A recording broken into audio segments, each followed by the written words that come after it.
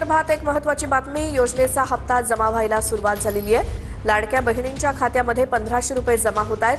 KYC पूर्ण झालेल्या महिलांनाच हप्ता यायला सुरुवात झाली आहे। महिलांच्या खात्यामध्ये पैसे जमा झाल्यामुळे सध्या आनंदाचं वातावरण आहे। ही लाडकी बहीण योजनेत तब्बल 80 लाख महिला अपात्र ठरल्यात। ई केवायसीची मुदत वाढवण्यास सरकारने आता नकार दिलाय।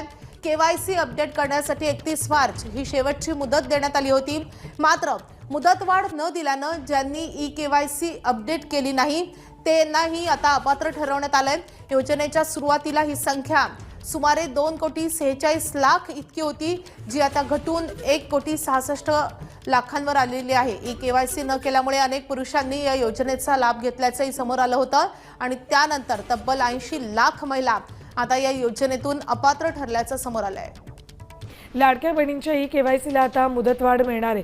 31 जानेवारीपर्यंत मुदतवाढ मिळण्याची शक्यता अशी माहिती सूत्रांनी दिली।